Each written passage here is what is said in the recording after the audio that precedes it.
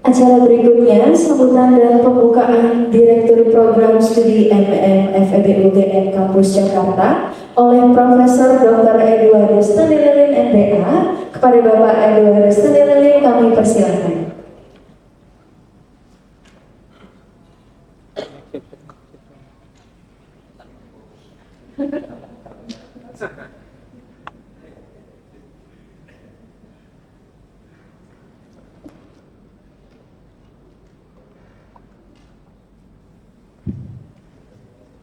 Assalamualaikum warahmatullahi wabarakatuh. Selamat malam, salam sejahtera untuk kita semua. Om Swastiastu, Namo Buddhaya, Salam Kebajikan. Yang terhormat Ibu Dr. Christine Huta Barat, MBA, saya sebutkan karena sekarang bukannya MBA.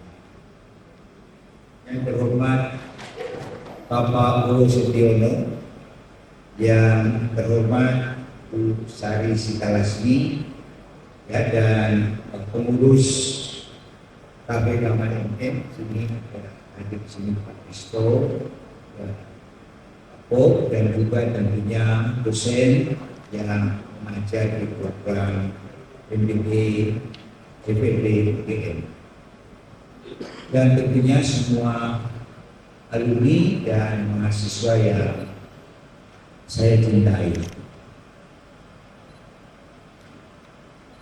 2 hari yang lalu mahasiswa saya berkonsultasi dan dia mengambil topik gender diversity pada level top management, dan dari sampel yang dia ambil kurang lebih 200 perusahaan, kurang lebih 49 yang ada di level top management, board of director itu kurang lebih 49%. Jadi memang ini sekarang eranya, ya, para wanita. Jadi laki-laki tidak usah diri. Kalau ya, karena begini, ya, mereka protes kepada saya, ya, boleh atau tidak ujian tesisnya itu dilaksanakan di Jakarta saja, kenapa harus di Jogja? Saya bilang silakan, karena kita punya aturan yang boleh ujian di Jakarta jika telah hamil berusia 7 bulan.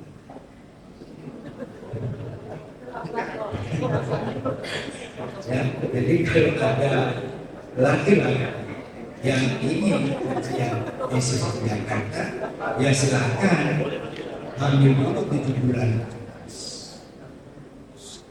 Oke, pertama-tama tentunya mari kita panjatkan puji syukur kehadirat Tuhan Yang Maha Esa, karena atas rahmat dan karunia-Nya kita dapat berkumpul pada acara eksekutif seri dengan tema transformasi Sanur Spesial Ekonomi Zone. Pada kesempatan ini saya ingin menyampaikan apresiasi dan terima kasih kepada Ibu Christine Huta Barat yang telah meluangkan waktu untuk sharing, saya katakan sharing exit knowledge.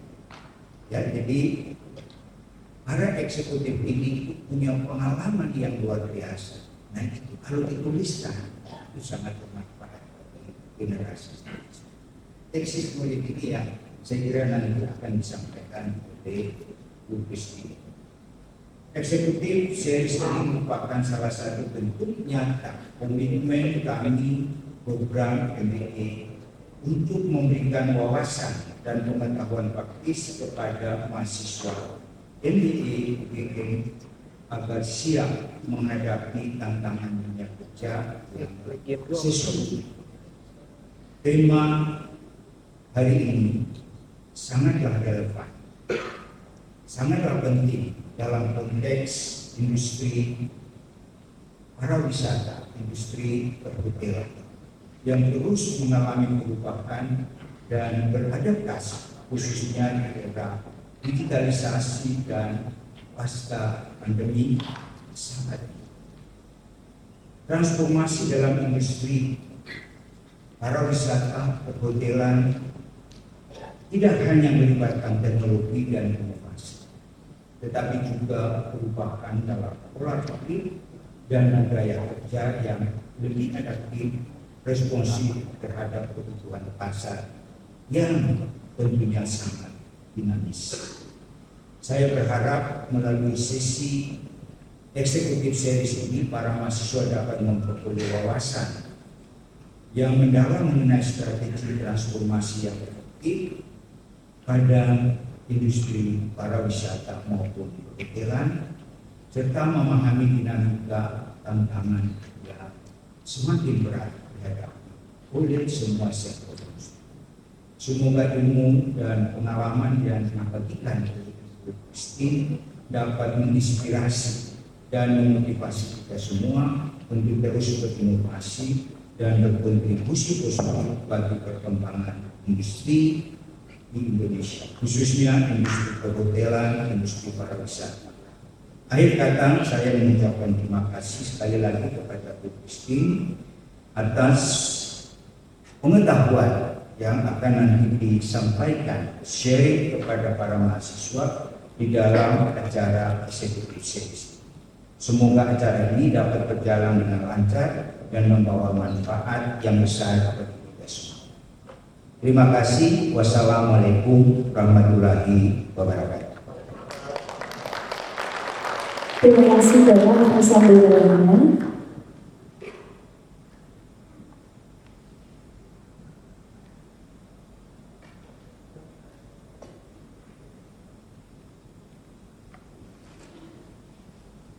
Baik, acara berikutnya yaitu penjelasan biografi Ibu Dr. Christine Huta Barat, SSMM, dan dilanjutkan dengan kuliah umum yang akan dimoderatori oleh Ibu Sari Sutalaksmi, PhD.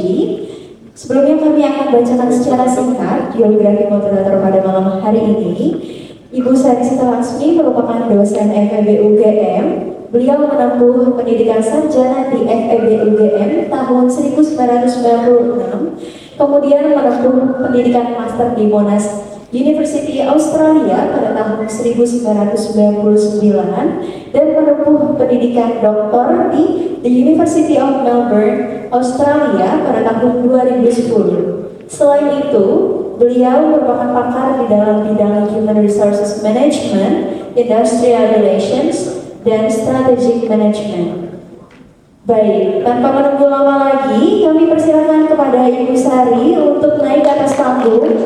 Kepada Ibu Sari kami persilakan.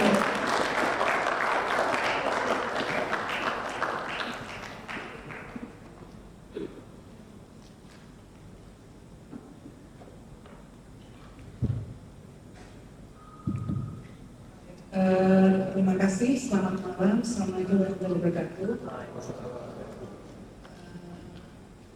Salam sejahtera bagi kita semua, namo buddhaya, salam kebajikan, om swastiastu. Mohon izin Prof. Ted untuk berdiri di sini. Yang kesekian kali jadi moderator di eksekutif series. Kemudian tamu kita yang terhormat Ibu Dr. Christine Huta Barat. Baru kenal ketemu 30 menit yang lalu udah serasa teman lama. Ternyata teman lama betul karena ternyata beliau ini alumni dari Cafe Gama 2002. Ya, ketika kampusnya masih di Gondangdia, Cikini. Kemudian selamat malam juga Pak Risto, Pak Bob, kehadirannya matur nuwun. Ini Laskar Pajang dosen, ada Pak Bowo dan juga Bu Indrayanti. Tadi ada Pak Rumairi, mungkin belum hadir. Terima kasih juga buat teman-teman mahasiswa. Tapi masih banyak kursi kosong, mungkin bisa. Jangan-jangan ada yang duduk tapi nggak kelihatan. Jadi langsung pada takut ada apa. Nah, tamu kita malam ini tamu istimewa, Bu Christine. Tadi sampaikan oleh Pak Ted bahwa selain FEB UGM juga nurturing future ready leaders untuk sustainability dan juga isu-isu lain yang penting, yaitu ada diversity inclusions. Nah, jadi ini yang kedua kali Mungkin tahun ini Pak Ted matur nuwun atas percayaannya untuk menjadi moderator dua wanita hebat. Yang wanita hebat kedua ini Bu Christine, matur nuwun sekali. Nah, isunya adalah terkait dengan transformasi. Pada saat judul ini turun, apa datanya kita ya Pak Ted, transformasi apa nih? Kayaknya Bu Christine mau bikin kejutan nih, transformasi di mana? Ternyata transformasi di Sanur ya Bu Christine ya, untuk special economic zone. Nah ini saya bacakan biografi singkat dari Ibu Christine. Biografinya panjang, jadi takutnya nanti memakan sampai 2 jam. Jadi beliau sekarang adalah Chief Executive Officer di PT Hotel Indonesia Natur sejak 2002 sampai sekarang. Beliau juga sebagai Preskom di Hotel Indonesia Group 2023 sampai sekarang. Kemudian beliau komisioner di Hotel Indonesia Sanur Indonesia. Nah jadi memang pas sekali topiknya itu terkait dengan transformasi, dan di sini juga latar belakang beliau ini komplit S2 tadi saya sampaikan dari UGM. Beliau menempuh doktor di Universitas Brawijaya tahunnya berapa ya? 2021. Jadi istirahat 9 tahun, sekian tahun, akhirnya selesai di 2021 S3-nya alhamdulillah. Nah, tanpa menunggu waktu lama, monggo Bu Christine Huta-Barat, Dr. Christine Huta-Barat untuk hadir di panggung. Tapi kami melakukan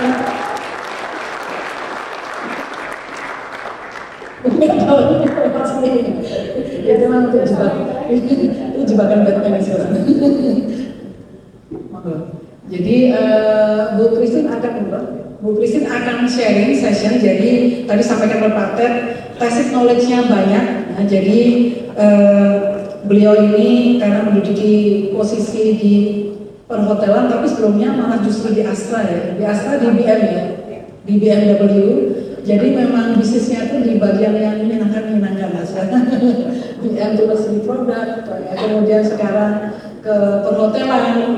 Nah, nanti perhotelannya pun bergeser ke wellness ya, ke kesehatan. Jadi supaya saya tidak masuk terlalu jauh, monggo Bu Christine waktu dan tempat kami persilakan dulu.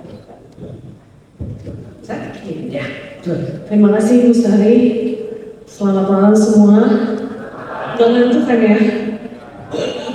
Baik, yang saya hormati Prof. Ted. Ini Prof. Ted dosen saya tahun 2002. Jadi kalau misalnya dipikir itu kayak 20 tahun yang lalu. Saya ada di sini lagi gitu ya. Kampusnya pindah, tadinya di Bonandia, sekarang di Saharjo, dekat kantor kita juga gitu. Jadi very special. Saya merasa seperti pulang ke rumah gitu ya, ketemu sama teman-teman UGM lagi yang pada saat itu masih agak muda-muda. Saya sampai sekarang masih muda sih, 20 tahun yang lalu. Yang saya banggakan Prof. Ted, lalu Pak O. Setyono, Direktur Program Studi FEB UGM Kampus Jakarta, Ibu Sari, tentunya Bapak Ibu dosen program studi UGM dan Bapak Ibu pengurus Cafe Gamma dan juga seluruh mahasiswa FEB UGM Kampus Jakarta. Nah, sekali lagi Assalamualaikum warahmatullahi wabarakatuh. Terima kasih sekali atas kesempatannya. Ini bukan kuliah ya Pak Ted, ini cuma sharing aja gitu. Kebetulan mengalami terlebih dahulu gitu. Jadi ini cuma sharing aja apa yang kita lakukan dalam bertransformasi, karena kan teman-teman semuanya tahu ya, ini nggak enak panggil adik-adik gitu ya, kayaknya satu generasi lah ya, anggapannya satu generasi.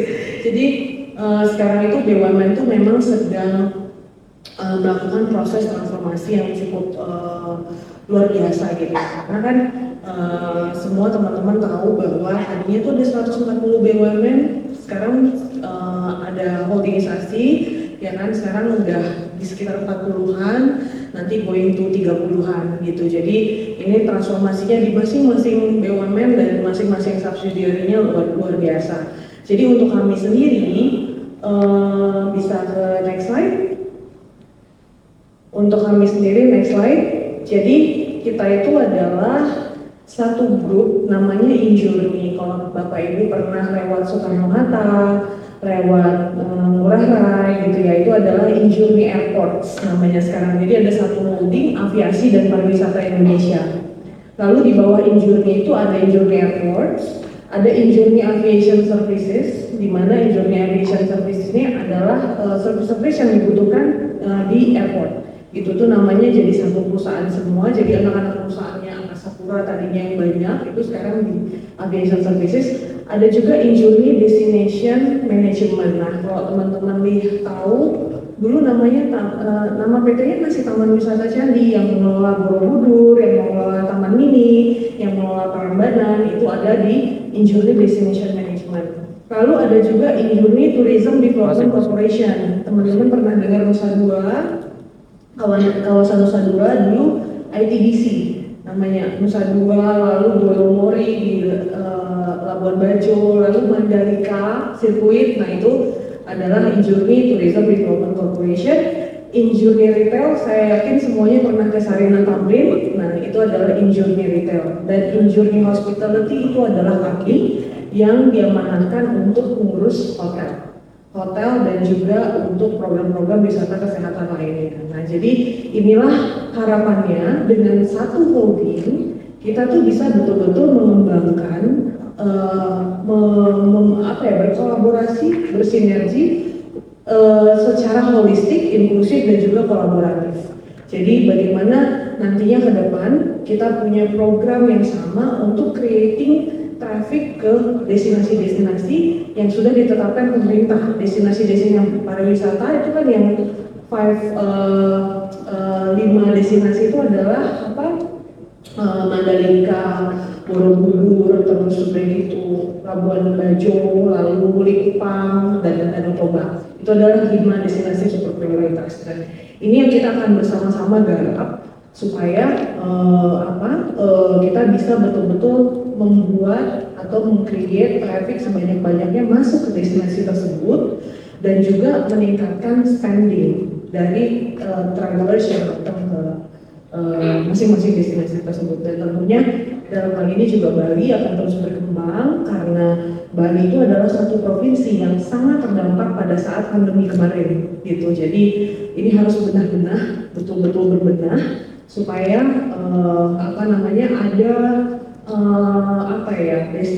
ada hal lain yang bisa dikembangkan untuk Bali. Nextnya.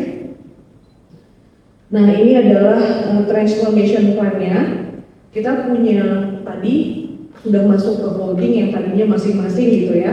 Nah terus tadinya bisnis model current-nya kita itu adalah dulu namanya Hotel Indonesia Natur, tapi sekarang kan itu cuma nama PT-nya, jadi PT Hotel Indonesia Natur, tapi our brand is Injourney Hospitality. Jadi tadinya bisnisnya itu adalah travel management, hotel operator, dan developer. Developer ini kayak developing kawasan gitu, karena kita punya satu kawasan di Sanur. Lalu bisnis model 2B-nya itu adalah tetap di hotel operator, karena memang kita core kompetensinya di hotel itu yang dari tahun 1960 gitu, tahun 1960, dan ke hotel developer juga. Lalu kita akan mengoperasikan yang kalau teman-teman lihat ada tulisan The Sanur itu adalah nama untuk The Sanur World Class Medical and Wellness Destination yang sedang kita garap sekarang gitu. Jadi nantinya kita sebagai operator kawasan dan juga developer dari kawasan tersebut. Nextnya.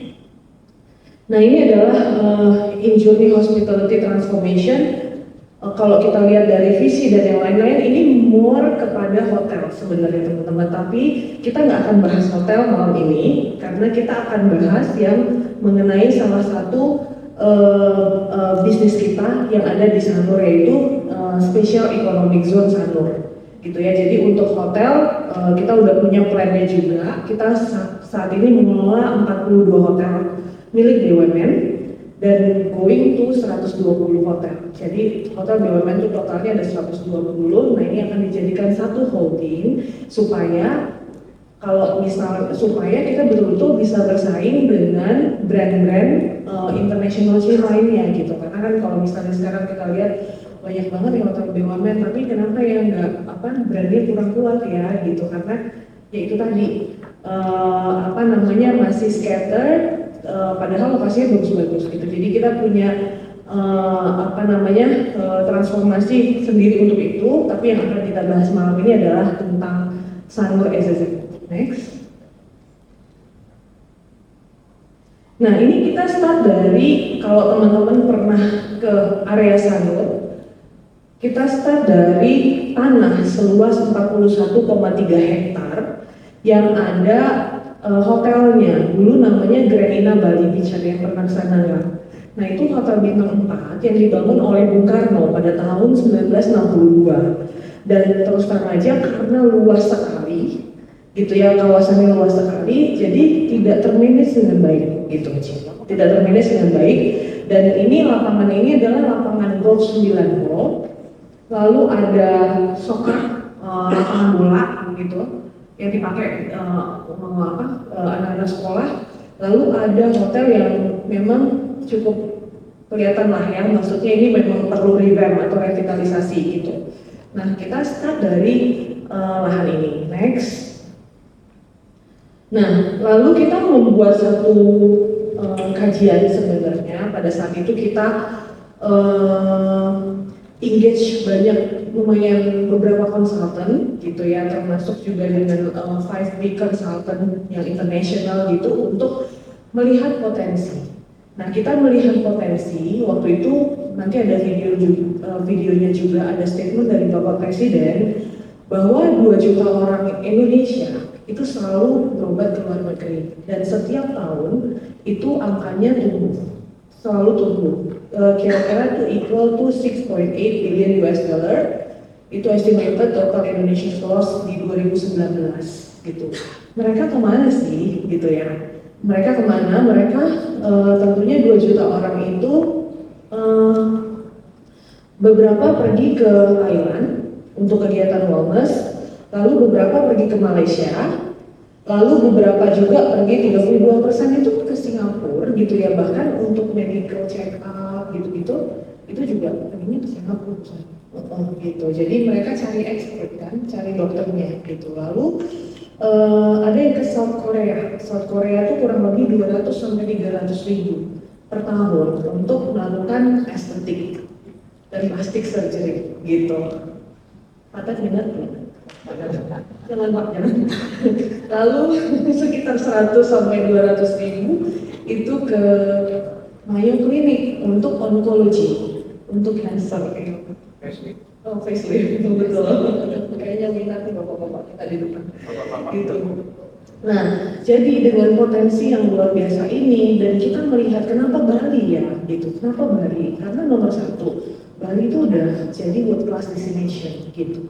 Jadi kita tahu bahwa ada juga data diversified turis kita itu yang ke Bali, apalagi sekarang after pandemic itu angkanya sudah melebihi dari 2019 gitu. Jadi actually cepat sekali recovery-nya gitu. Kami juga sekarang untuk occupancy hotel-hotel ada 7 hotel yang kita kelola di Bali ini, alhamdulillah sudah kembali pulih sama dengan 2019 dan ini saatnya kita sudah mulai berbenah-benah untuk meningkatin service dan yang lain-lain. Lalu yang nomor 2, jadi karena kita melihat diversifikasi dari kenapa sih orang Indonesia ke beberapa negara ini untuk melakukan medical dan wellness. Jadi apa yang kita konsep yang kita buat di sini adalah tadi karena Bali itu world class. Kedua, kita akan membangun the most integrated medical and tourism facilities. Jadi bagaimana kita membangun satu ekosistem. Jadi kita nggak bangun rumah sakit, kita nggak bangun klinik, tapi yang kita bangun adalah ekosistem supaya antara area yang satu dengan area yang lain ini saling tergantung. Seperti itu. Lalu yang ketiga itu karena memang ini adalah visinya Indonesia untuk menarik yang 2 juta orang dan juga attracting foreigners untuk masuk ke sini, maka pemerintah kemarin mengizinkan kita untuk melakukan penetapan area ini menjadi area kawasan ekonomi khusus gitu bahasa Indonesia untuk special economic zone yang tentunya banyak benefit yang akan diberikan pemerintah terhadap investor yang akan masuk ke dalam area ini. Next. Nah, kita lihat juga Bali itu potensial banget untuk leading di medical tourism. Kita lihat Thailand itu punya Anantara Wellness Tourism dan dia punya punya medical tourism juga rumah sakit Bumukar. Pasti teman-teman tahu rumah sakit Bumukar di di Thailand. Karena sekarang itu Thailand itu juga signifikan growing-nya untuk turis karena wellness-nya gitu. Lalu Penang Malaysia kita lihat dia punya Shangri-La Resort and Spa dan juga dia punya Pantai Hospital Penang. Semua orang Indonesia loves to go to Penang untuk berobat. Berobat itu ada cancer, ada juga IVF fertility juga bagus Pak di sana. Lalu Singapura juga ada Mount E tentunya dan banyak sekali hotel di sekelilingnya. Lalu Bali ini kita punya Sanur. Sanur ini adalah sebenarnya itu pintu awal dari pariwisata di Bali sih gitu Pak. Dulu sekitar 1920 something gitu ya. Dan Bali ini adalah very famous untuk sunrise activities karena memang tidak ada sunset di Sanur. Jadi kalau misalnya teman-teman ke Sanur tuh kayak nggak bakalan nemu beach club gitu.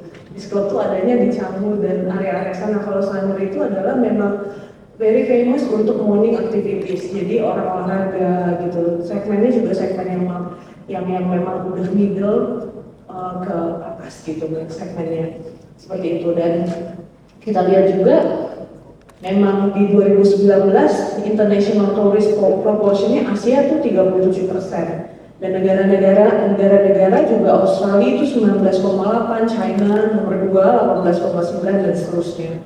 Itu jadi dan lokasi Sanur ini sangat dekat, nggak sangat dekat sih. Maksudnya sekitar 25 menit dari Bandara Ngurah Rai, jadi tidak terlalu jauh dan aksesnya itu sangat bagus. Next. Nah ini adalah multiplier efeknya, gitu ya. Jadi adanya kawasan ekonomi khusus atau enggak gitu.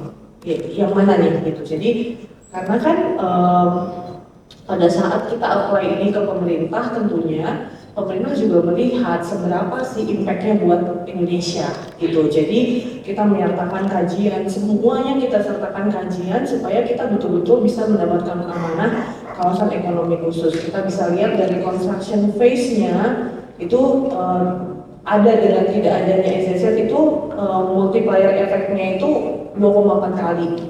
Operational juga sama, tax impact-nya juga sama, lalu absorption of new workers-nya juga sama. Jadi dengan adanya SSZ itu actually bisa absorb tenaga kerja itu sampai 2045 itu sekitar 45.000 untuk seluruh area dibandingkan dengan sebelumnya itu hanya lapangan golf sama hotel sama lapangan bola. Jadi maksudnya kebayang impact yang akan kita dapatkan buat Bali, buat Indonesia khususnya Bali. Next. Nah, pada saat kita sudah selesai dengan konsep, kita mulai melakukan penjajakan kepada regulator, gitu ya. Nah, ini karena kawasan ekonomi khusus. Nah, alhamdulillah pada tanggal 1 November 2022 itu keluarlah PP 41 penetapan Sanur sebagai kawasan ekonomi khusus. Dilanjutkan dengan penunjukan kami sebagai Badan Usaha Pembangun dan Pengelola pada tanggal 8 November 2022 dan selanjutnya itu adalah yang paling penting lagi adalah regulasi terkait dengan kesehatan. Karena kawasan ekonomi khusus tentunya ini mempunyai standar regulasi sendiri yang hanya berlaku di kawasan ekonomi khusus. Nah itu adalah peraturan Menteri Kesehatan nomor 1 untuk rumah sakit dan juga yang tanggal April 10 2023 itu peraturan Menteri Kesehatan nomor 18. Nah ini harus kemarin tuh dikawal betul prosesnya supaya kita betul-betul bisa melakukan apa yang sudah kita rencanakan karena basisnya adalah regulasi. Hal ini sangat penting dalam kita melakukan transformasi di area ini. Next. Nah, jadi ekosistem di dalamnya adalah ini, Bapak Ibu semua, ada hospital 5,2 hektar, advised oleh Mayo Clinic dari hari pertama. Gitu ya, nanti kita sedang dalam diskusi tentunya karena ini pemiliknya adalah IHC ini adalah holding rumah sakit untuk rumah sakit yang milik BUMN gitu. Mereka managing 76 kalau saya nggak salah rumah sakit sekarang.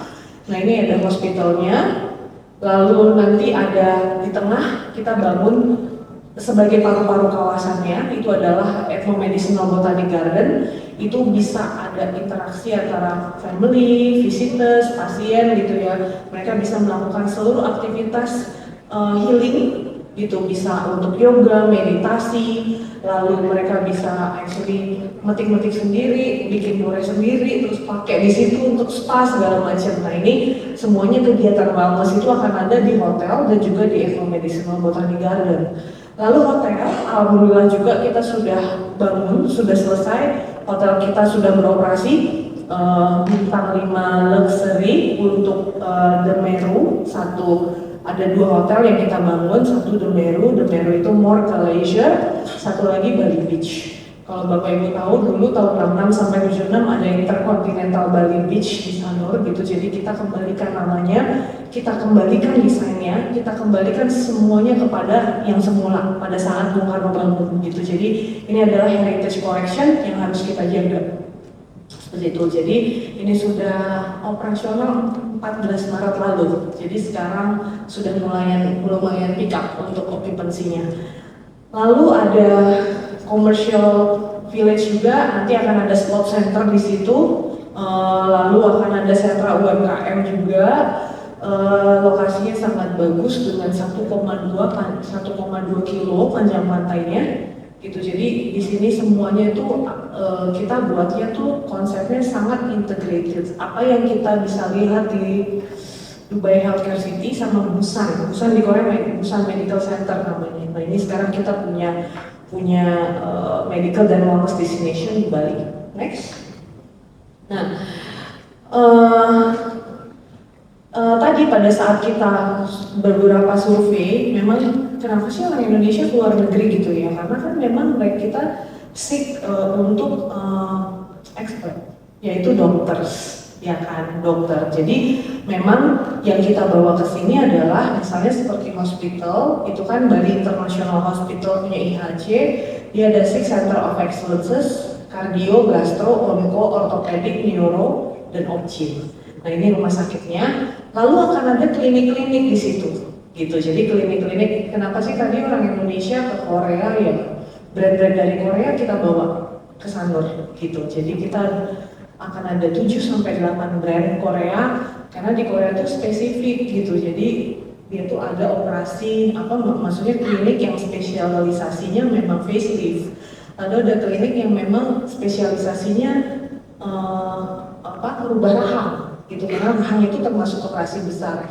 Lalu ada juga yang spesialisasinya liposuction gitu. Jadi beberapa brand itu kita akan bawa karena memang supaya orang Indonesia nggak pergi lagi gitu. Jadi kan top notch brandnya kita pilih, kita kurasi yang bisa memastikan bahwa kita dapat expertnya, kita dapat best technology dan medicine-nya, dan kita bisa dapat experience-nya seperti itu. Jadi klinik-klinik apa saja yang ada di situ, ada ya, fertility treatment, geriatrics, eye treatment, traditional medicine, ada stem cell juga. Stem cell itu kita ada beberapa negara yang kita sudah kerjasama, dari New Jersey, 2 Jepang, 3 Austerlitz Clinic Hamburg, Jerman.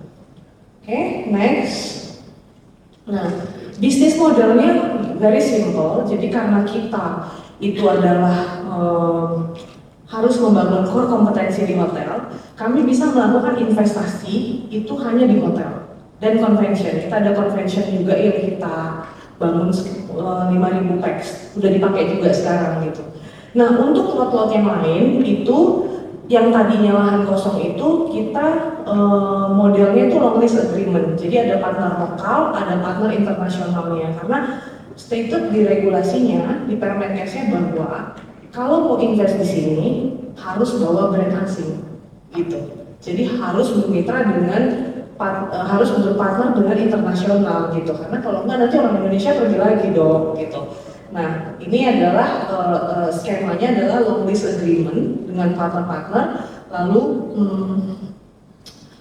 kita aim juga untuk revenue sharing supaya itu menjadi bagian kita juga untuk sama-sama memasarkan klinik dan rumah sakit tersebut. Next. Nah ini adalah pemilihan partnernya tentunya dalam proses transformasi ini seluruhnya, bahwa kita juga dalam pemilihan partnernya juga kita nggak sembarang gitu yang tunjuk-tunjuk gitu. Nah ini kita betul-betul ada investor screening, ada request for proposal, sampai ke signing agreement itu kita betul-betul lihat apakah partner tersebut itu benar-benar eligible untuk masuk ke sini gitu, karena kan benefitnya banyak banget yang dikasih pemerintah gitu. Jadi kita lihat financial kriterianya apakah betul dia mampu secara financial, lalu technical kriterianya apakah betul memang company ini memang expert di bidang itu, bagaimana juga operationnya dan yang lain-lain sampai kita menandatangani signing. Next. Nah ini Bapak Ibu, jadi adik-adik kakak sekalian, jadi master plan-nya adalah seperti ini. Kalau kita lihat yang paling atas yang di area pantai itu adalah area akomodasinya, nah itu alhamdulillah sudah beroperasi, dan sekarang kita lagi proses pembangunan untuk ini ada di sini.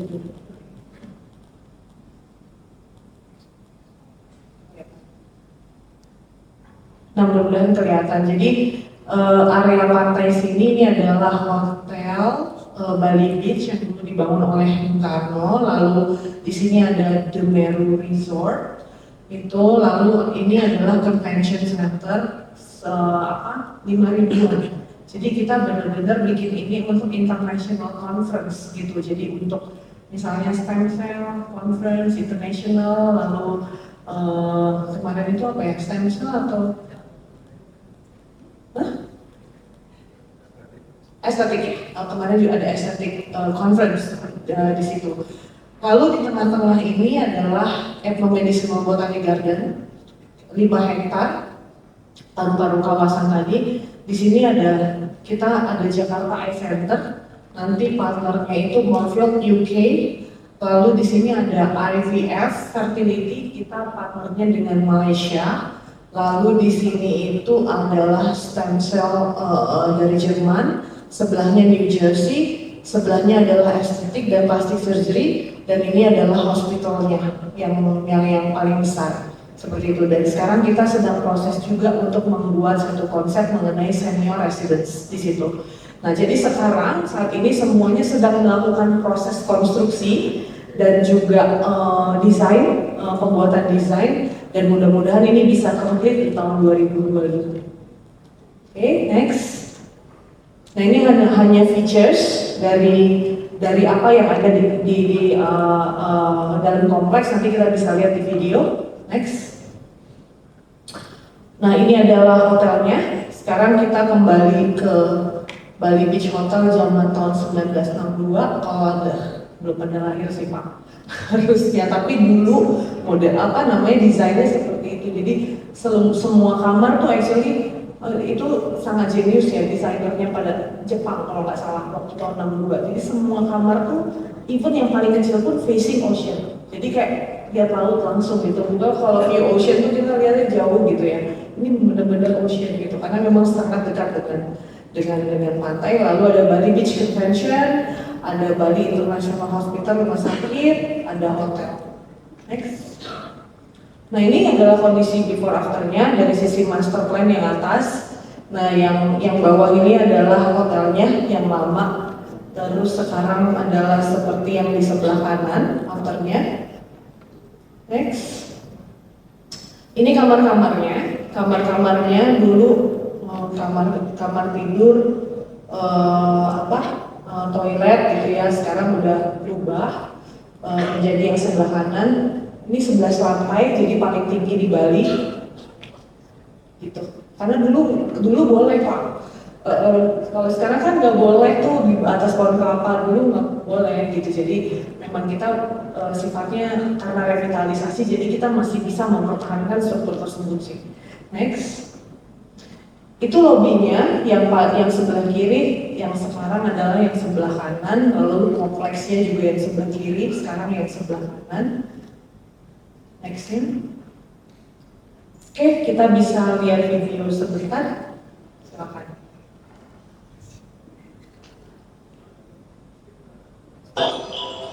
From President Joko Widodo's great vision to develop the largest integrated medical tourism facilities in Asia, Dan kita harapkan tidak ada lagi masyarakat kita yang pergi ke luar negeri untuk mendapatkan pelayanan kesehatan.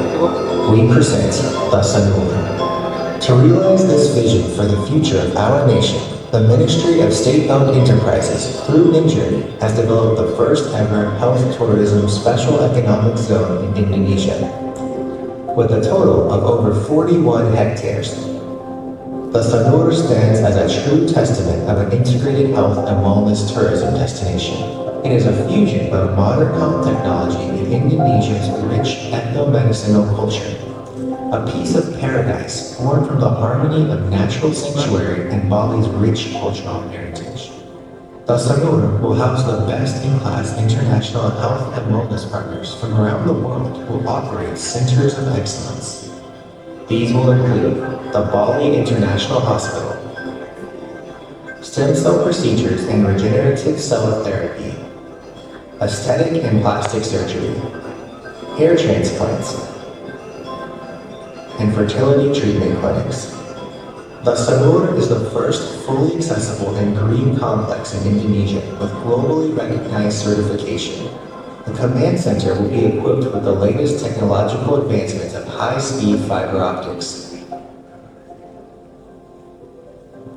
A water treatment and waste management plant are operated to international standards.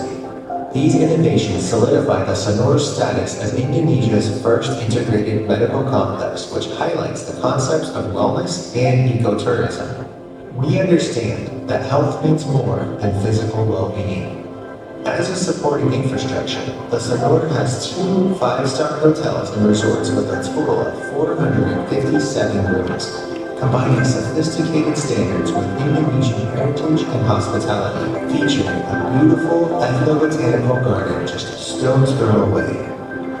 Within the complex, we've built the Bali Beach Convention Hall to host global-scale medical conferences. The convention hall can house up to 5,000 people, built from the ground up with the finest locally sourced materials and adorned with the touches of Indonesia's best artisans. Every inch of the Sanur represents our commitment to present a vision of Indonesia's new masterpiece, the best medical tourism facilities not only in Asia, but also the world. Welcome to Indonesia's first premier medical tourism destination. Welcome to the Sanur. Demikian dari saya, terima kasih. Wassalamualaikum warahmatullahi wabarakatuh. Terima kasih Bu Dr. Christine. Ini kayak bersebelahan sama Pak Gawati. Jadi beberapa poin ya menarik sekali dari presentasi Ibu Christine. Jadi kalau teman-teman ini mungkin ada yang perlu nyoba karena menjelang nulis tesis jadi banyak stres mungkin. Jadi ada wellness, apalagi kalau ada voucher ya, provokator nih. Nah jadi ada beberapa poin. Memang kalau kita kenal perhotelan, kita Jogja ada hotel apa Garuda ya, Garuda. Jadi kemudian masuklah banyak hotel-hotel chain asing gitu ya. Nah, di sini transformasi yang dimaksud Bu Christine adalah ke arah medical and wellness. Tadi disampaikan cukup lengkap dan kata kunci yang saya suka itu adalah ekosistem dan integrated sistem ya, integrated facilities. Jadi kalau tadi disampaikan ada hotelnya, untuk keluarganya juga ada, untuk yang di treatment juga ada, ke bandara aksesnya juga ada. Jadi ekosistem itu diperhatikan. Yang pertama itu. Yang kedua adalah, sebenarnya yang pertama BUMN itu ingin merampingkan ya, tadi saya luput melihat dulu kita punya lebih dari 140. Kemudian yang tidak lagi prospektif itu mungkin dilikuidasi, yang satu klaster digabung. Nah, jadi di sini waktu itu kita punya tamu dari Injoni juga Pak Edwin ya, Pak Edwin yang punya di Deputi BUMN ya. Nah, jadi kita teman-teman yang hadir di sini mungkin kebayang dulu presentasi globalnya transformasi holding kalau waktu itu. Nah sekarang khusus di sini. Padahal saya tadi lihat CV Bu Christine kayaknya bisa bicara gender juga nih, karena ternyata CV-nya itu jadi pembicaraan di mana-mana terkait dengan peran wanita di bisnis, DKI dan sebagainya. Jadi nanti mungkin berikutnya Pak Prof. Nah, jadi poin itu menjadi penting. Kemudian yang lainnya adalah ini salah satu saya sebut pet project kurang sopan kali ya. Artinya BUMN itu mau go global. Nah ini sudah punya embrio untuk go global. Mungkin yang perlu dibedah dari Bu Christine, gimana sih bisa go global ala BUMN, narik sekian banyak partner untuk masuk ke investasi di Sanur gitu ya, di Injourney atau Injourney Hospitality itu gimana nih gitu. Jadi nanti teman-teman silakan gali. Saya yakin ini meskipun pesertanya sekian tapi idenya mungkin banyak gitu ya. Nah saya buka dulu pertanyaan ke teman-teman. Waduh. Minta voucher berapa Mas? Nanti saya juga mau ikut. Silakan nanti yang bertanya untuk menyebutkan nama dan batch-nya. Monggo. Terima kasih. Terima kasih Bu Presiden untuk pemaparannya. Saya Purwo dari Senior Eksekutif 47D. Dua pertanyaan singkat aja Bu. Yang pertama tadi dijelaskan berkolaborasi dengan Mayo Klinik ya. Mungkin bisa dijelaskan pertimbangannya itu seperti apa. Yang kedua, apakah sudah ada perbandingan ya atau estimasi jika berobat di kawasan ekonomi khusus Sanur ini berapa dibandingkan dengan negara-negara tujuan favorit, ya, misalkan Singapura, United States, Korea atau Jepang seperti itu. Terima kasih. Ya, terima kasih. Ini kombinasi antara kesehatan dan bukan keuangan. Ya, monggo. Mike mungkin, Mas, ya, atur nuwun. Selamat malam, terima kasih atas kesempatan dan Prof. Bu Christine. Saya Hairil dari Senior 8A. Satu pertanyaan lagi Bu, ya salah satu dari sekian banyak alasan penyebab banyaknya warga negara kita untuk berobat ke luar negeri ya karena mahal.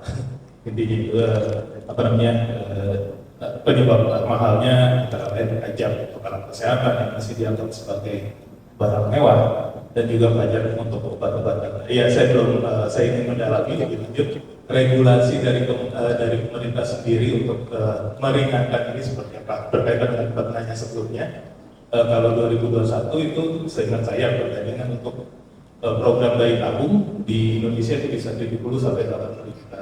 Surabaya waktu itu saya pernah tahu. Sementara di Vietnam itu 25 sampai 40 juta sudah bersih atau di Malaysia 40 sampai 50 juta itu sudah berhasil. Itu saja Pak Bu, terima kasih. Baik, kayaknya calon-calon ini, calon-calon pasien. Calon-calon pasien. Selanjutnya masih ada lagi pertanyaan dari sektor sini. Monggo, silakan. Ya. Kayaknya berat sebelah ya. Silakan. Selamat malam, Bapak Ibu. Perkenalkan nama saya Devita. Saya dari Sembang 48A. Sebenarnya saya lebih ke arah pengen menanyakan mengenai revenue projection 10 tahun atau 20 tahun ke depan. Karena kan untuk saat ini nih yang saya lihat kebutuhan untuk operasi plastik itu di Indonesia masih belum seperti Korea ya. Kalau di Korea kan kayak kita tahu anak-anak umur belasan udah operasi plastik. Kalau di Indonesia itu something yang tabu dan gak semua orang mempunyai budget atau kepikiran investasi di operasi plastik tersebut. Sebenarnya ide untuk membuat satu lokasi khusus untuk seperti ini menurut saya sangat oke. Mungkin maksudnya juga untuk menarik orang-orang dari luar yang buat kesini. Cuma pertanyaan saya, sejauh apa revenue projection yang sudah Ibu perkirakan untuk investasi seperti ini gitu? Karena menurut saya pasti kan investasinya mahal ya, ini jangka panjang dan apalagi ini kan mau menarik partner-partner untuk revenue sharing ke Ibu. Pasti kan dari partner itu sudah nanyakan revenue projection 10 tahun ke depan. Karena saya percaya partnership di sini pasti bukan partnership yang 5 tahun atau 10 tahun, pasti berjangka panjang seperti itu. Terima kasih. Terima kasih. Masih ada lagi sebelah sini pertanyaan? Sepi-sepi? Atau masih merenungi nasib? Mikirin topik tesis. Oke. Silakan. Selamat malam rekan-rekan teman-teman Koptek. Dan mau tanya ini untuk masalah ini ya,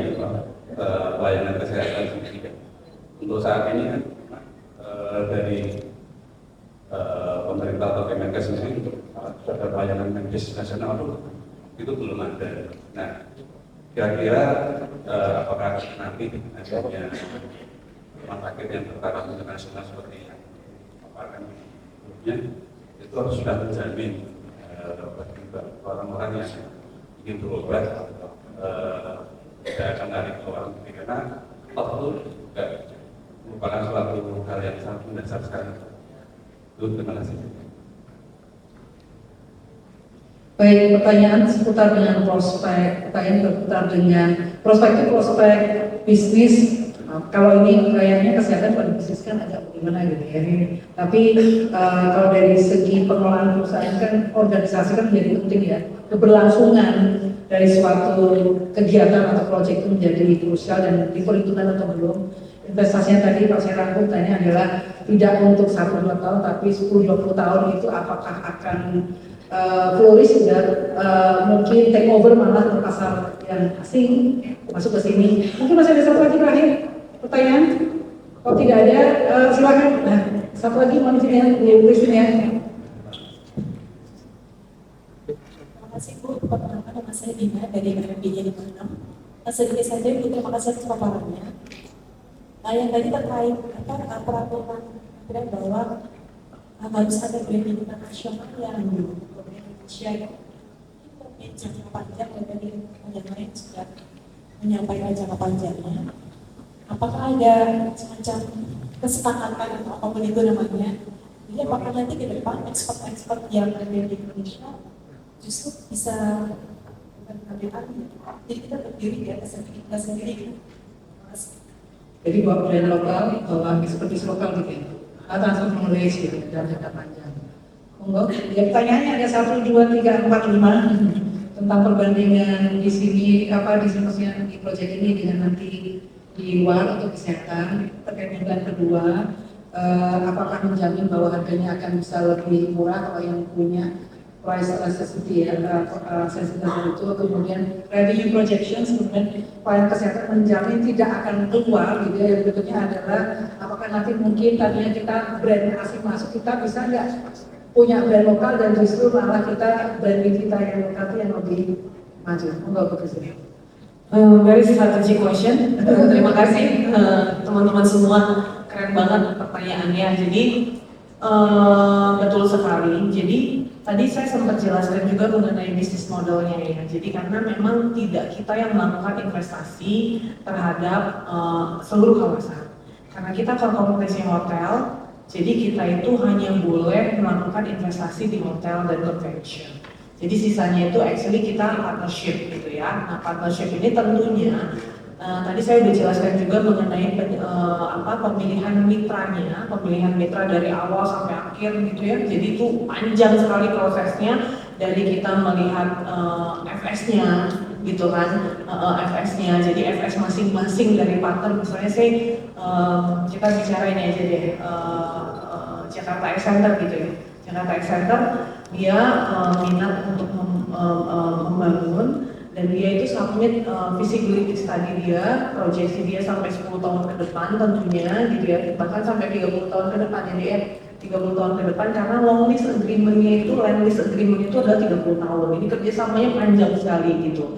Nah jadi itu sudah kita proyeksikan di dalam revenue kita yang tadinya nggak ada apa-apa. Sekarang kita di masing-masing lot itu kita bisa menyewakan masing-masing. Lalu juga kita aim untuk revenue sharing. Nah revenue sharing ini yang cukup besar juga gitu, karena kalau misalnya kita berbisnis dari menyewakan lahan-lahan itu nggak akan besar gitu ya, paling semeter per meter persegi itu berapa kita, $20 per meter gitu, nggak terlalu besar. $20 ada revenue sharing kan bervariasi antara 2-5% tergantung dari treatmentnya, medical treatmentnya. Misalnya kalau misalnya IVF atau fertility, biaya dokternya lebih mahal gitu ya. Jadi kita revenue sharingnya harus lebih rendah gitu. Seperti itu. Jadi itu adalah hal-hal yang menjadi negosiasi antara kami dengan partner-partner. Total investment di situ kurang lebih 20 triliun, tapi itu bukan investasi dari kami tentunya, dari partner-partner yang kita sebutkan tadi yang sudah sekarang sudah melakukan pembangunan, dan tentunya kita ada revenue projection kita gitu sampai 30 tahun ke depan, baik dari sewa lahannya selama 30 tahun, baik dari revenue sharing yang kita sudah perjanjikan di dalam land use agreement-nya gitu. Itu cukup oke katanya gitu. Jadi bervariasi lah antara 2-5% revenue sharing dari total proyeksi revenue yang mereka dapat. Tentunya kalau hotel, karena bagian dari capex kita, revenue projection-nya kita kurang lebih di 600 miliar lah satu tahun gitu ya, kurang lebih untuk hotel kita. Dan mungkin itu karena kita masih baru awal. Kalau baru awal tuh kita nggak bisa taruh occupancy terlalu tinggi dan average room rate-nya juga tinggi gitu. Kita harus start dari occupancy 30%, 40%, 50% gitu. Jadi kalau dari hotel total proyeksi kita sekitar 600-an, itu udah plus dengan convention. Lalu yang sekarang kita garap sekarang masih senior residence gitu, ini masih diskusi dengan beberapa partner. Ada 4 yang sudah masuk, ada 4 partner ya. Ini kebetulan adik itu bisnis development head-nya. Jadi adik yang bantu saya, sama Bu Susi juga ketua panitia untuk tim untuk pengadaan partner, pengadaan mitra. Nah lalu pertanyaan lain tadi yang mengenai kita tuh sempat survei adik-adik sekalian, Bapak Ibu. Kita sempat survei lihat di riset Patient Beyond Borders gitu ya. Pasien Indonesia memilih ke luar negeri kenapa sih gitu. Nah jadi itu ada 10 reason sebenarnya. Yang pertama itu ada 8. Yang pertama itu ketepatan diagnosis gitu. Jadi kenapa kita selalu ada cari mungkin second opinion, third opinion kan wajar-wajar aja gitu kan, boleh kan kalau misalnya harus ambil tindakan ini, kita nanya lagi ke dokter ini, nanya lagi ke dokter itu gitu. Dan jadi memang ketepatan diagnosis, lalu juga kecanggihan teknologi, lalu juga reputasi rumah sakitnya gitu kan. Jadi kenapa sih harus sharing learning seperti ini gitu. Nah itu juga termasuk alasannya, biaya juga termasuk di situ, biaya, lalu mutu pelayanan. Terus ada sih alasan yang lain, pengen jalan-jalan gitu, ada juga alasan itu. Jadi itu semua di-combine dan kita bikin satu di Bali gitu ya. Dan untuk terkait dengan regulasi, tentunya di regulasi itu, karena regulasi yang dikeluarkan Kementerian Kesehatan banyak sekali sebenarnya Bapak Ibu, bukan cuma Kemenkes, tapi di sini kita actually ada 10 kementerian. Jadi karena ini kawasan ekonomi khusus, yang lead langsung adalah Kementerian Perekonomian, dalam hal ini Sekdenas. Lalu ada juga Kemenkumham yang kita day to day, karena ini adalah kawasan ekonomi kesehatan pertama di Indonesia, jadi belum pernah ada sebelumnya gitu. Jadi kan adanya kayak pariwisata, kayak industri apa gitu ya. Nah kayak kesehatan tuh baru sekali ini gitu. Jadi memang rencana operasionalisasinya tuh kita pasti ada issues gitu kan, dari regulasi turun untuk bikin semuanya gitu. Nah ini pasti ada issues, dan itu yang kita hadapi setiap hari. Tapi so far komunikasi kolaborasi kita dengan seluruh entitas itu berjalan dengan sangat baik. Lalu ada juga BPOM, karena ini ada obat-obatan di sini. Lalu ada juga Bapeten, karena ada teknologi yang terkait dengan nuklir dan yang lain-lain gitu, karena ini sangat kompleks. Lalu tentunya Kementerian Keuangan ini pajak dan bea cukai gitu, untuk terkait dengan barang-barang masuk. Terus udah gitu pajak terkait dengan tax holiday, yang itu bisa dilihat di PMK 237 tahun 2023 terkait dengan benefit pajak yang akan diberikan oleh pemerintah itu seperti insentif gitu loh. Ayo dong invest di KEK gitu. Nanti akan ada kemudahan perizinan terkait dengan dokter, kemudahan perizinan terkait dengan obat, terkait dengan alat, lalu juga terkait dengan dapat benefit tax juga gitu. Kayak kami misalnya bangun hotelnya kan kemarin tuh kurang lebih hampir 2 triliun gitu, jadi kita dapat tax holiday kayak 20 tahun gitu kalau di atas 1 triliun gitu. Nah ini peraturan Menteri Keuangannya gitu, jadi ini semakin membuat orang itu berminat gitu untuk melakukan investasi prestasi dan apa sih yang membuat kita yakin gitu ya gitu. Tentunya visinya sih gitu, karena kita melihat bahwa Pak Presiden itu sudah menetapkan visi ini dan memang backgroundnya itu memang kenyataan yang ada gitu, bahwa semua orang sekarang berobat gitu ya, pergi berobat kemana-mana gitu. Jadi dengan seperti itu, dengan mempertahankan banyak sih gitu, kadang-kadang kegoda juga gitu teman-teman. Makanya untuk kita bisa sukses untuk membangun mendevelop sesuatu, selalu kembali kepada visi gitu. Jadi banyak juga nih yang nawarin, kemarin ada beberapa gitu, udah bangun mall di sebelahnya gitu kan. Kalau kita mau bikin mall 3 lantai gitu, tapi kan nggak gitu visinya gitu. Visinya adalah medical and wellness destination. Kalau misalnya cuma mau biar cepet deh sewain gitu ya, itu kan langsung ambil aja gitu. Nah, emang susah banget untuk mempertahankan itu. Tapi selama kita selalu percaya dengan the vision gitu ya of Indonesia, karena punya hal seperti ini gitu, dan kita mencoba untuk terus gitu konsisten gitu ya di dalam penerapannya gitu. Nah itu mudah-mudahan sih itu yang membuat akhirnya seluruh partner kita itu kemarin punya trust dan terhadap apa yang dimiliki, potensi yang dimiliki Indonesia, dan kita berhasil signing dengan beberapa partner itu sih. Dan sampai sekarang yang masih tersisa itu hanya 1 perusahaan. Jadi tinggal untuk pengembangan yang senior residence yang di mana deh kalau ditunjuk, tinggal 1 lot aja, yang lainnya memang sudah terisi gitu. Jadi itu sih kira-kira. Baik, terima kasih. Ada pertanyaan baru mungkin, silakan. Ya, monggo.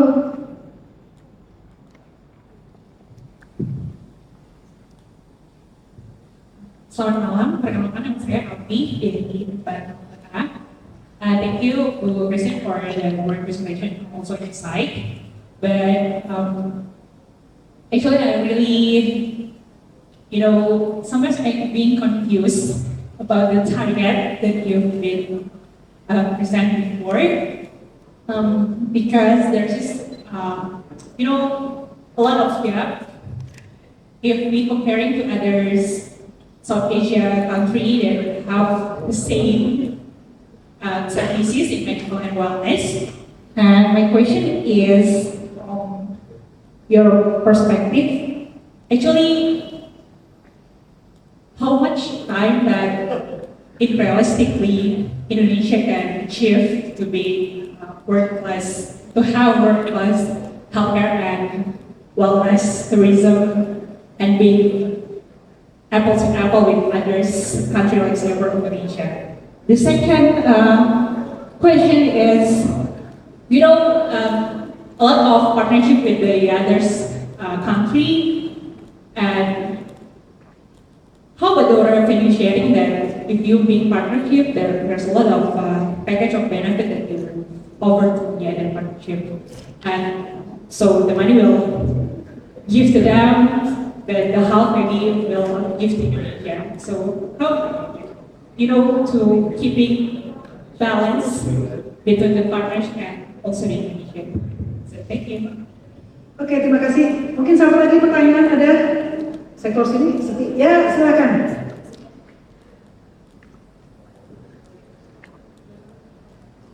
Ya, terima kasih. Selamat malam, Bu Christine dan Ibu Sari. Saya Gilari dari RMPA 55. Tadi saya lihat ya bahwa di KEK 1 ini sebagai health and wellness tujuannya. Nah, dan kita banyak menggandeng mitra-mitra dari internasional.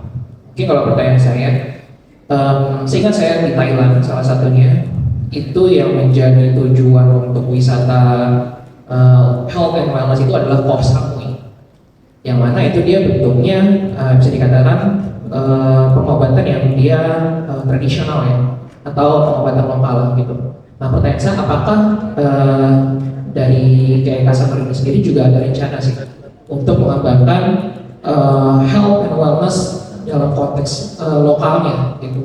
Jadi yang menggandeng mungkin pengobatan-pengobatan tradisional Indonesia atau juga wellnessnya seperti itu. Karena mungkin juga salah satu yang sering juga gitu ya di kelas di UGM itu kan salah satunya kita locally root, globally respected. Itu mungkin Bu, terima kasih. Wah ini menghayati nilai-nilai keagamaan.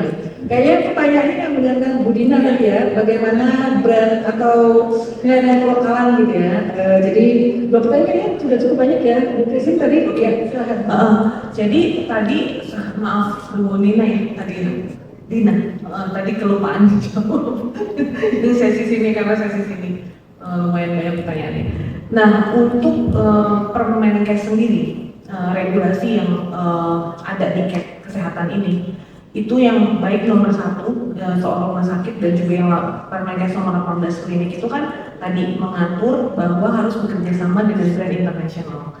Nah di situ juga stated bahwa pada saat nantinya expert datang praktek dokter di sini harus ada pendampingan juga dari dokter lokal. Jadi ini harapannya supaya terjadi transfer knowledge gitu. Sama juga kita di hotel nih, di hotel ini juga sekarang saya lagi benar-benar cari partner, cari untuk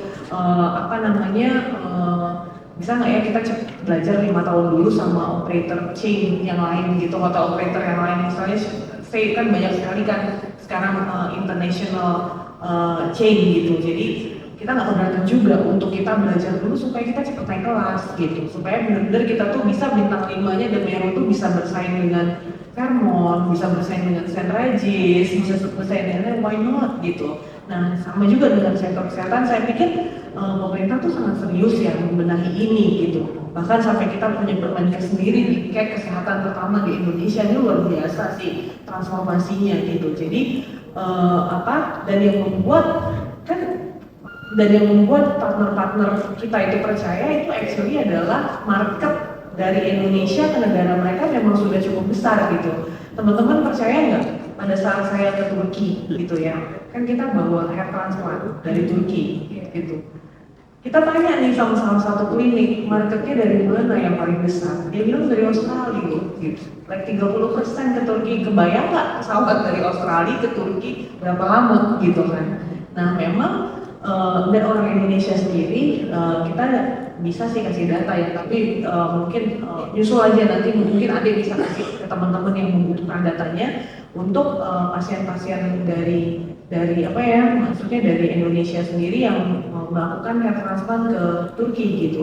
Karena memang sekarang ketika saya ke sana dan saya lihat gitu ya, benar-benar experience-nya tuh satu dia top notch brand gitu. Jadi yang namanya klinik tuh kliniknya juga bukan klinik yang kecil gitu loh Bu. Jadi emang benar-benar kayak rumah sakit gitu ya.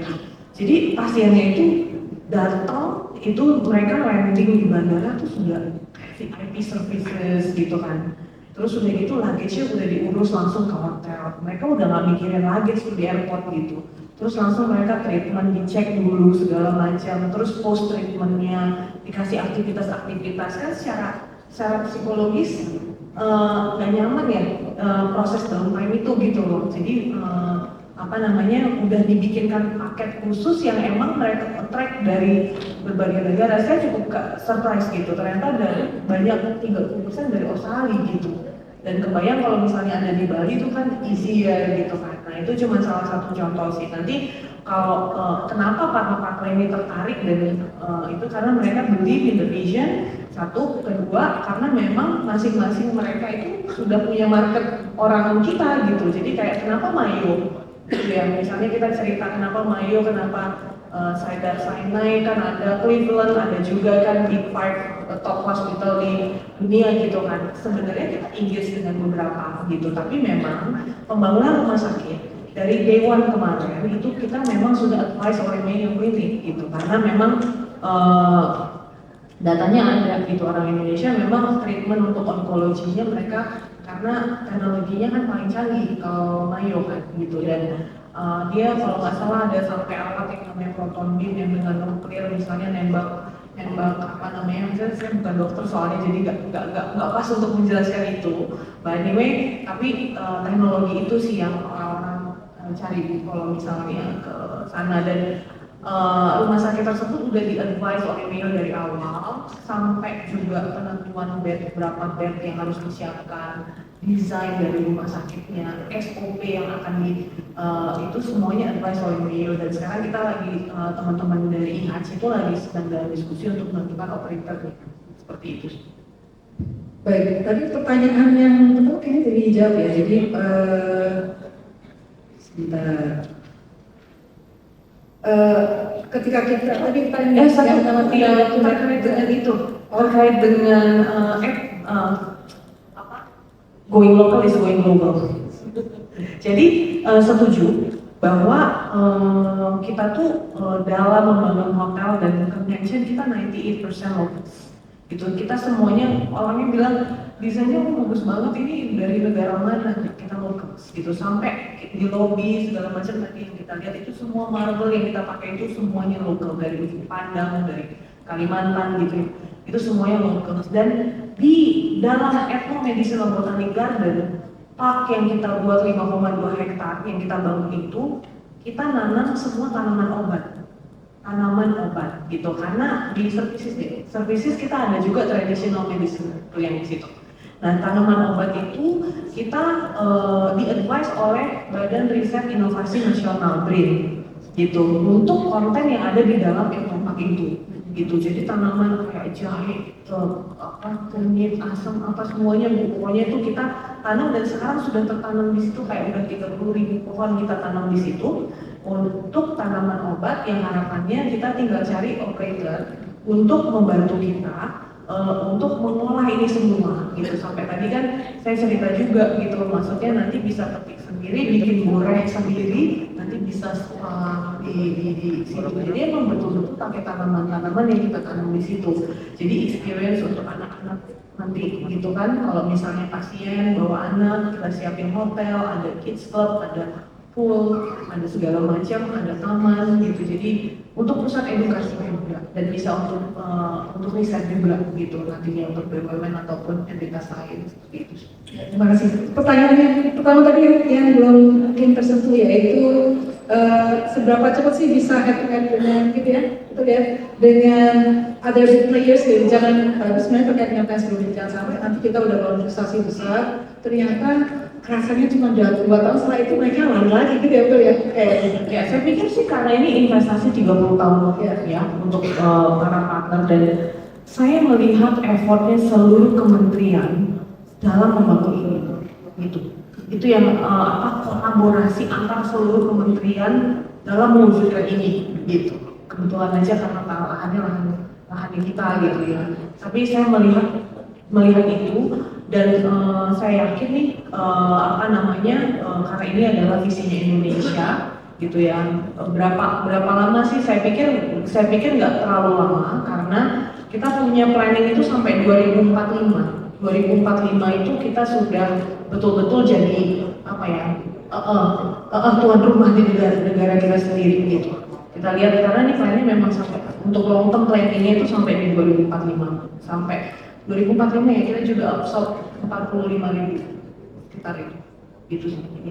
Gimana? Optimisme ya, ini kan rada ragu-ragu, ini dihembuskan optimisme. Time will tell, tapi mudah-mudahan ini optimisme juga naik. Nah jadi masih ada pertanyaan lagi sebelum ya, masih ada 2, 1, 2, Mas. Selamat malam, terima kasih Pak Mokat. Jadi pertanyaan kami adalah, kan untuk medical yang tourism konsep ini kan syarat teknologi dan syarat fasiliti. Dan ini bagaimana mengintegrasikan teknologi untuk kompetitif gitu ya. Dan kan teknologi kan cukup banyak yang dan seberapa porsinya, seberapa besar antara investment di teknologi sama di riset ya, di turisme. Pertanyaan sudah semakin mengerucut ya. Kalau saat ini itu berinvestasi mahal 3 tahun usang biologinya. Ya tadi saya pojok pertama.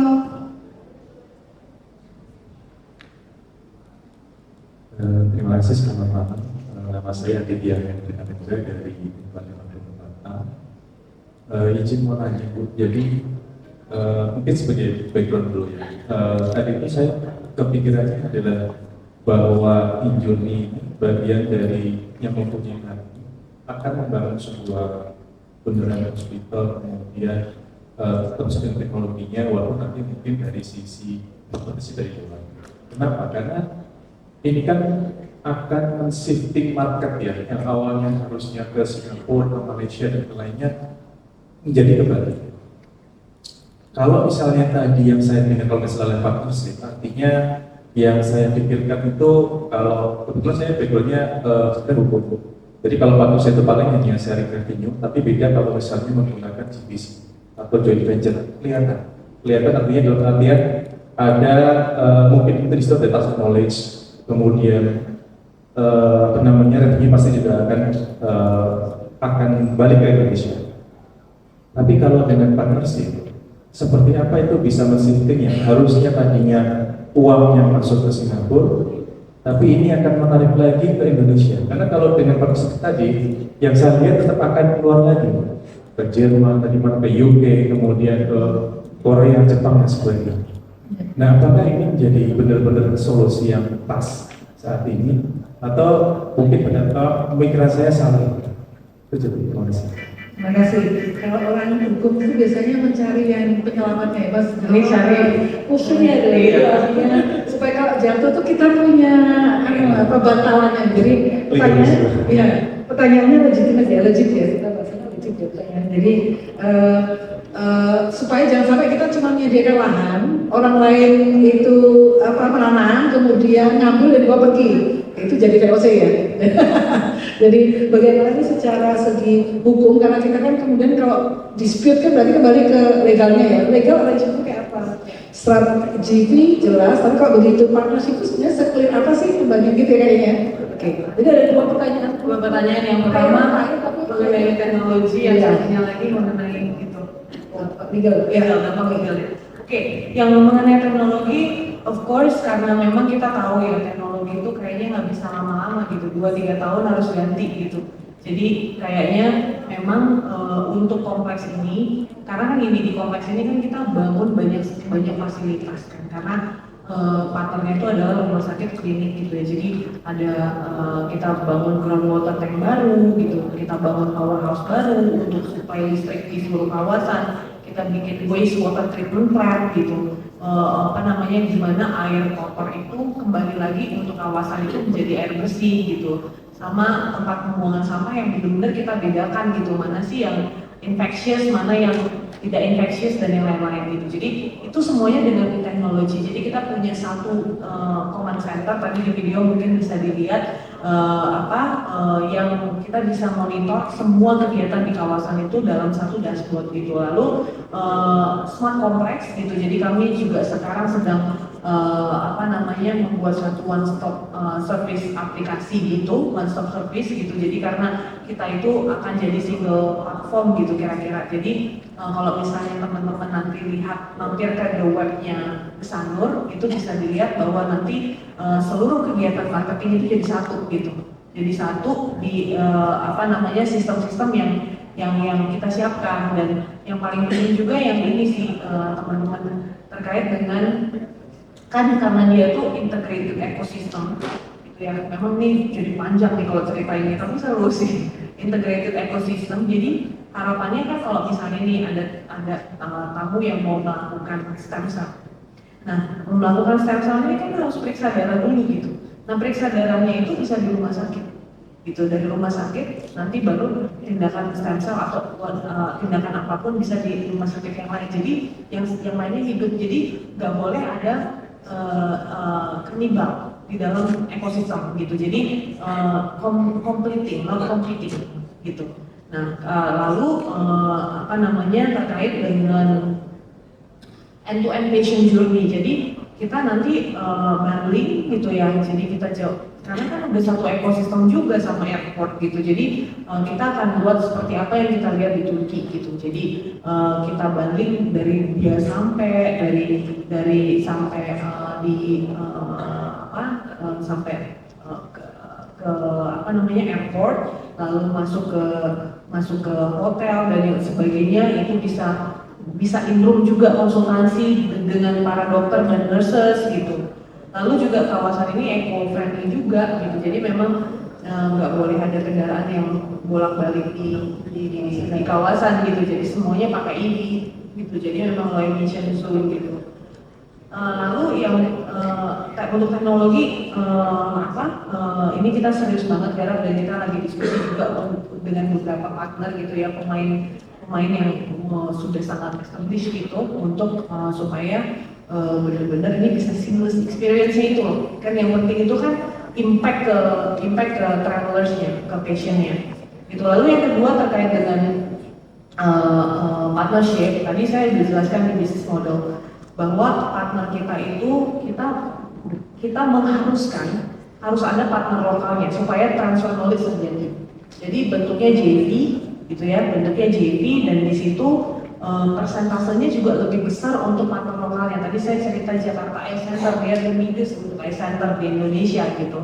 Nah itu masuk, nanti ada partner lokal, partner internasionalnya as an operator gitu, bisnis modelnya antara dia, tapi equity-nya itu adalah Jakarta Center gitu. Jadi bukan partner internasionalnya. International brand itu adalah brand yang mau kita bawa gitu. Jadi biasanya operator yang biasanya mereka bisnis modelnya manajemen fee gitu. Jadi nggak akan ada uang yang devisanya keluar lagi gitu. Karena yang melakukan investasi itu adalah Jakarta Center gitu, yang melakukan investasi itu adalah Indonesia di sini, bukan kita ya, tapi partner lokal kita gitu. Jadi sistemnya mereka dengan brand-brand ini adalah kayak kita nih, misalnya kita manage hotelnya Karya gitu ya, BUMN Karya kan kita manajemen fee aja, kita operator aja gitu. Sama juga international brand means itu adalah fee gitu. Jadi investmentnya dilakukan oleh Indonesia. Jadi nggak akan ada ke sana dulunya. Kayaknya bisa mengamankan devisa ya. Nah, saya rasa ini diskusinya yang makin malam kayak menarik meskipun pesertanya nanti untuk para penanya nanti mungkin ada 3 sampai 5 itu kita bisa berikan. Untuk coba balik picture atau Demeru nanti kita siapkan, nanti bisa. Masih boleh satu, tapi vouchernya nggak ke Paris loh Pak nanti. Nggak bisa ada, monggo Pak. Ini soalnya terlalu maju ya nih. Nanti dia bisa catat ya. Ini bisa catat. Tapi nama-namanya kan berapa? Baik, terima kasih. Nama saya Risto Samoser, alumni. Terima kasih Mbak Kristi, saya panggil Mbak ya karena alumni, saya sama alumni. Siap Mas. Saya mencoba melihat dari strategic aim-nya dari program ini. Yang satu, supaya sebenarnya saya nggak salah. Satu adalah menarik eksportis dari luar negeri. Kedua tentunya menarik market dari luar negeri, ya kan? Karena dengan begitu partner global brand harusnya market dari luar negeri itu akan masuk ke Indonesia. Saya kira itu salah satu target juga lah. Kalau hanya dalam negeri kan mubazir ya. Terus yang saya sedikit concern itu masalah mindset dan budaya. Saya merasa budaya orang Indonesia itu nggak enough untuk melayani gitu loh. Maksudnya nggak, kan ada itu dari dalam hatinya itu memang senang melayani gitu. Kalau ini kan hospitality industry ya, jadi memang harus punya jiwa melayani gitu, tulus gitu kan. Itu harus dibangun ya. Nah itu kira-kira faktor ini, esensi ini bahwa punya jiwa melayani dengan tulus ya, sincere lah istilahnya ya. Itu apakah sudah dicoba dipikirkan ya? Karena gini, saya lihat itu pembangunan pariwisata Danau Toba itu saya lihat nggak maju-maju. Kenapa? Karena orang sana itu nggak punya budaya melayani. Semua merasa lebih raja gitu. Jadi nggak ada sincere-nya itu. Nah itu saya kira salah satu yang perlu di-take care, maksudnya dibangun gitu. Budaya melayani dengan tulus dan sincere. Itu intinya hospitality ya. Nah itu kira-kira gimana Injil ini bisa melihat itu India begitu supaya berkesinambungan gitu. Saya kira itu aja. Terima kasih.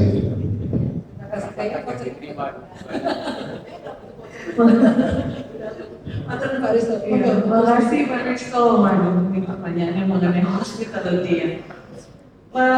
Iya, saya datang, maksudnya saya orang Sumatera Utara juga kan Pak gitu.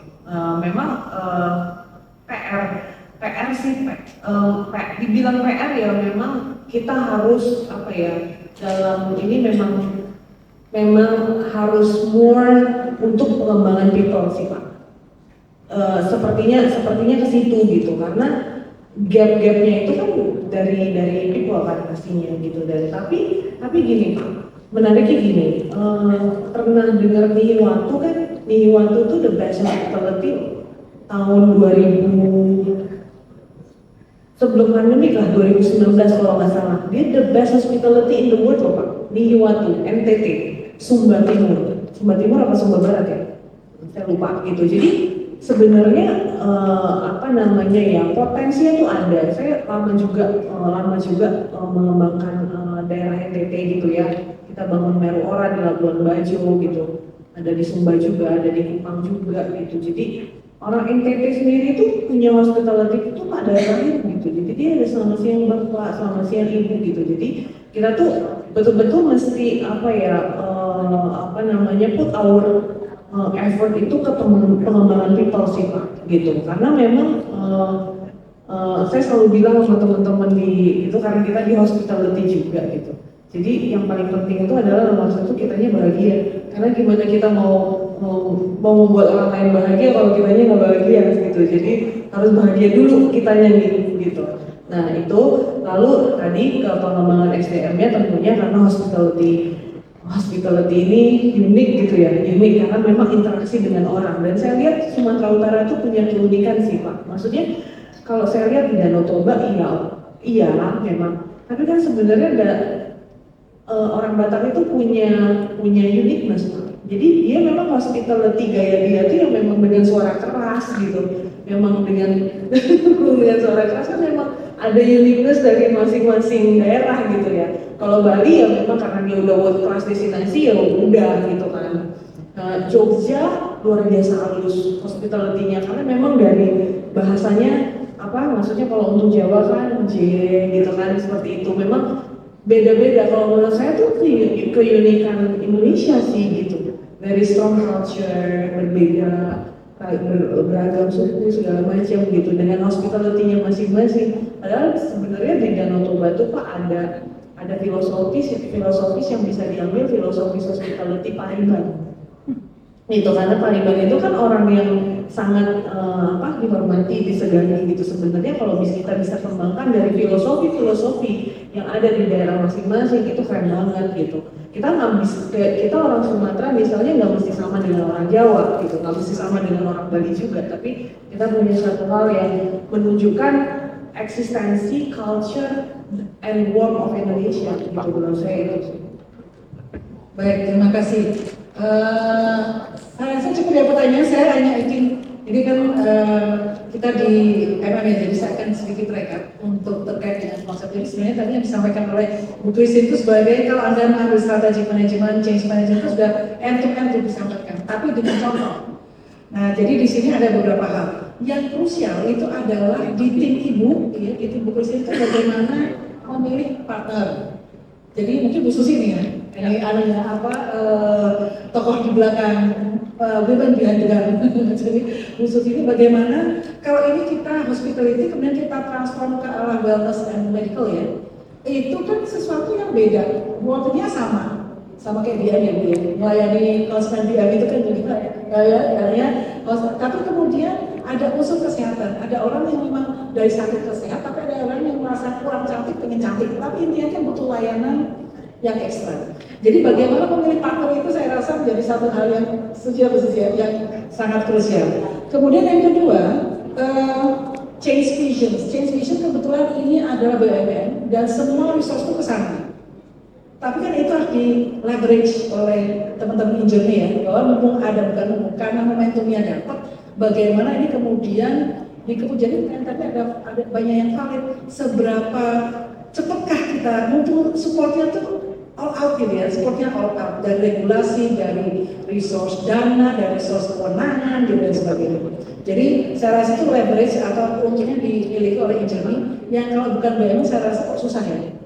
Artinya BUMN itu hadir ketika yang lain itu nggak bisa, termasuk regulasinya keistimewaan BUMN. Jadi artinya saya rasa sangat luar biasa. Kemudian kalau saya boleh tadi kutip ya, ini beratnya itu kan satu di bisnis model, tadi Bu challenge-nya ya, beratnya challenge-nya Bu Krisna disampaikan, dan proses bisnis. Proses bisnis ini kan dari sekian banyak, kemudian alurnya kemana, tapi kemudian kita harus menjunjung tinggi misi visinya gitu. Jadi saya rasa ini cukup syarat ya dengan konsep strategic management buat teman-teman ini yang kemudian mencari inspirasi. Ini change skala besar, change skala besar dia ya, dan jangka waktunya juga cukup masif ya, keterlibatannya juga cukup banyak, questioning dari warga negara itu juga banyak.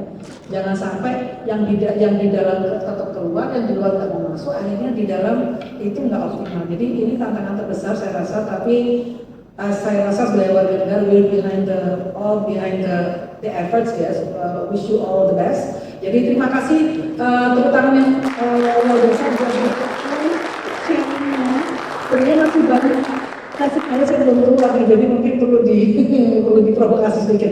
Terima kasih, saya kembali ke teman sekali Ibu atas waktunya. Semoga kerasan untuk kembali lagi ke kampus. Saya kembalikan pada MC. Baik, terima kasih. Kami sampaikan kepada Ibu Christine dan Ibu Sari.